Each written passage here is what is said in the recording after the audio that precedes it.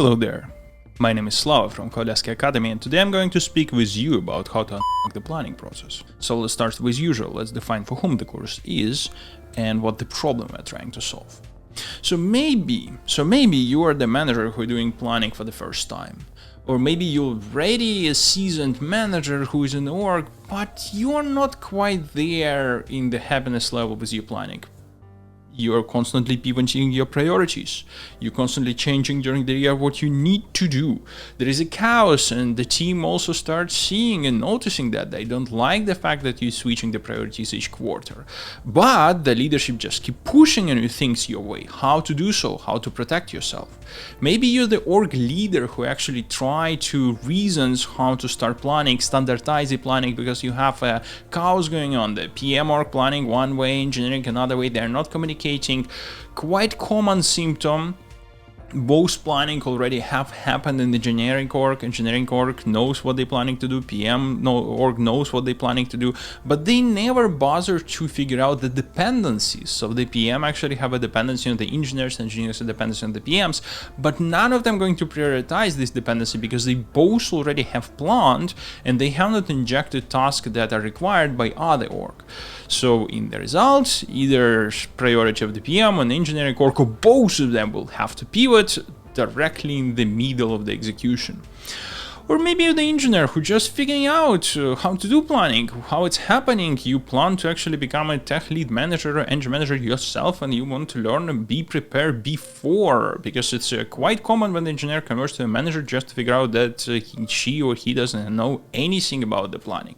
And last but not least, you might be just a bored chief from the local bakery who just curious person and loves to learn new things. And suddenly your curiosity led you to the question, how does the IT people planning for their year? This course will answer all these questions. So let's dive a little bit more about what you will know in the end. Okay, so let's set the stage by describing the beginning of the planning. You suddenly got the email that says that we are in the planning season and all the plans have to be ready by the end of the week. It might look simple, especially if you're taking the plan for the very first time. So what could go wrong? You have a feature backlog, there is this magical process, and you have the plan on the other side that you just need to execute, right? Now, the first thing that might come to your mind is, okay, but the feature backlog can be stack ranked in a different way depending on the priorities of your org. So probably it makes sense to say that the planning process, this magic in the end that gives plan on the other side, should also include and incorporate business priorities. These priorities will be used to stack rank whatever features are there. Okay, fine. So maybe this looks simple, right? So why do you, why have you bothered to purchasing this course if this is really what it is?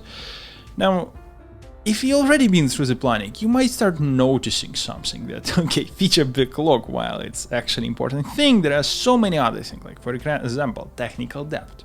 Should I bother to budget some time for it? If yes, how much? Why should I budget anything for the technical debt? How I can explain to my leadership that we're not going to deliver a particular feature because we're reducing technical debt?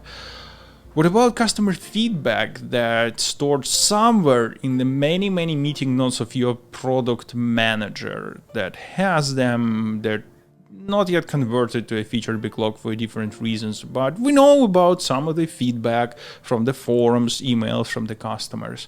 How about other organizations that actually have implicit assumption that you would be delivering something, has something to say about the priorities, and maybe even has a very specific request to you of what they expect you to deliver in the next half of the year or the year, but they never bother to put it as a formal feature, or maybe they have put it as a formal feature, but they never bother to articulate priority to you correctly, saying that this is something that they do expect you to finish by the H1 or H2 or particular quarter next year. Maybe it's your boss who actually have a very specific idea of what you need to implement within the next half a year, even though it might not correlate with the current business priorities, but there are some context and reasons why these have to be done. And obviously, last but not the least, you have an amazing idea from your team that actually might have tons of the ideas how the roadmap should be looking. And this is just a few of the things that comes to the prioritization and to the planning process. And this course effectively will teach you how to sanely, in an organized fashion, make sure that you're accounting all this and generate the plan that the team will be comfortable with executing and also will co-author with you. So, with that, I am introducing to you the new nano and a very short course that we believe will be published quite soon around the planning. Stay tuned.